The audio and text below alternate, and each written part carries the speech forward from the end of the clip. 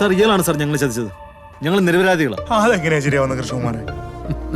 ഈ നാട്ടിൽ വന്ന് ബാങ്ക് തുടങ്ങിയതും നാട്ടുകാരുടെ പൈസ പറ്റിച്ചതൊക്കെ താനുമാരുടെ ചേർന്നിട്ടില്ലേ? താനെന്തോട് വിചാരിച്ചേ?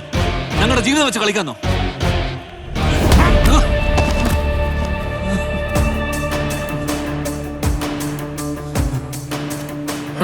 ആദ്യം അവനെ ഷോക്ക് നിർക്കാറോട്ടെ സാറേ.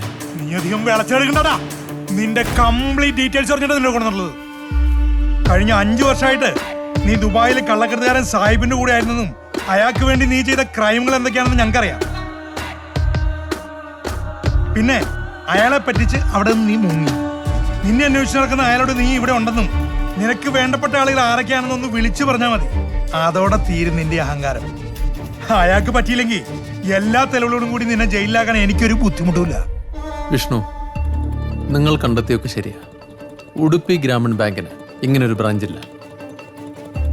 ബാങ്കിന്റെ ബേടകം ബ്രാഞ്ച് 3-4 മാസം കഴിഞ്ഞ് തുടങ്ങാനായിരുന്നു അവരുടെ പ്ലാൻ.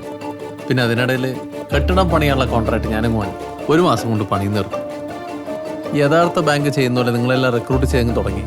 പിന്നെ അടുത്തപ്പോഴോ ബാങ്ക് തുടങ്ങുന്ന നാട്ടുകാർക്ക് അറിയുന്നുണ്ട്. ആർക്കും ഒരു സംശയം തോന്നിയില്ല. സാർ, എനിക്കൊരു കുടുംബമുണ്ട്. എന്നെ ക്രമപ്പെടുത്തരുത് പ്ലീസ് സാർ. ഇമോഷണൽ ആവില്ലേ കൃഷ്ണകുമാറെ? ഞാൻ ഇന്റർവ്യൂ ചെയ്യപ്പോൾ ചോദിച്ചല്ലേ നിങ്ങൾ ആരെങ്കിലും എന്തെങ്കിലും ക്രൈം ചെയ്തിട്ടുണ്ടോ എന്ന്? ഓർമ്മയില്ലേ?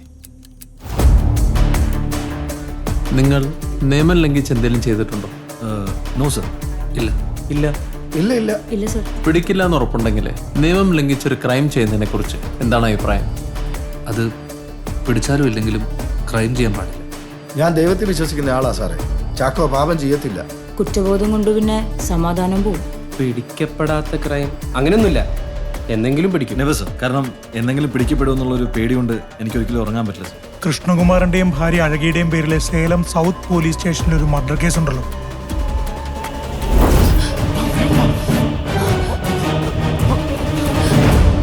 മനഃപൂർവ്വമല്ലല്ലോ. കരിങ്കൽ പട്ടിയിലെ റെഡ് ഷീറ്റിൽ നിന്ന് രക്ഷപ്പെടുന്നതിനിടയിൽ തൻ്റെ ഭാര്യ അഴകി അവിടെയുള്ള ഒരു പിമ്പിനെ കുത്തി.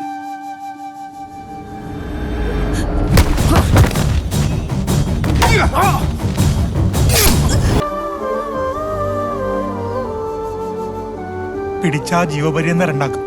ഒരു ഫോൺ കോൾ മതി. ചെയ്യല്ലേ, ഇവർക്കൊരു മോളുള്ളതല്ലേ. ഇയാള് മാത്രമല്ല, നിങ്ങൾ ഓരോരുത്തരും പല ക്രൈമുകൾ ചെയ്ത് പിടിക്കപ്പെടാതെ രക്ഷപ്പെട്ടു നിൽക്കുന്നവരാണെന്ന് ഞങ്ങൾക്കറിയാം. ഇനിയൊന്നും നിങ്ങളുടെ കയ്യിലല്ല. ഇതൊരു ഫേക്ക് ബാങ്കാണ്. നമ്മൾ ചെയ്യാൻ പോകുന്നത് വലിയൊരു സ്കാമും. 2 മാസം കൂടി നമ്മൾ ഈ ബാങ്ക് നടത്തും. കൂടെ നിന്നാ നിങ്ങൾക്ക് ഓരോരുത്തർക്കും ജീവിതത്തിൽ സെറ്റിലുള്ള എമൗണ്ട് ഞാൻ തരും. അതല്ല വേറെ വല്ല ഉദ്ദേശമാണെന്നുണ്ടെങ്കിൽ ഇപ്പോൾ ഉള്ള പഴയ കേസുകൾക്ക് പുറമെ വ്യാജ ബാങ്ക് നടത്തിയതിനും നാട്ടുകാരുടെ നിന്ന് ഡെപ്പോസിറ്റ് പിരിച്ചതിനും ബട്ടൻ്റെ നിന്ന് പൈസ വാങ്ങി ഉൾപ്പെടെയുള്ള കേസുകൾ ഒരുപാടുണ്ടാവും. എല്ലാവർക്കും കാര്യങ്ങളൊക്കെ മനസ്സിലായല്ലോ. അപ്പൊ നാളെ മുതൽ ഒന്നും സംഭവിക്കാത്ത പോലെ ബാങ്ക് പ്രവർത്തിക്കണം. ഞങ്ങൾ പറയുന്നവരെ ബാങ്കിൽ നിങ്ങൾ ജോയിൻ ചെയ്തതോടൊപ്പം നിങ്ങളെല്ലാവരും ഈ സ്കാമിന്റെ ഭാഗമായി കഴിഞ്ഞു. ഇനി എൻ്റെ പ്ലാൻ അനുസരിച്ച് മാത്രം മുന്നോട്ട്. മുസ്തഫ സാർ, ഇവരെ കൊണ്ടുവിട്. Okay sir.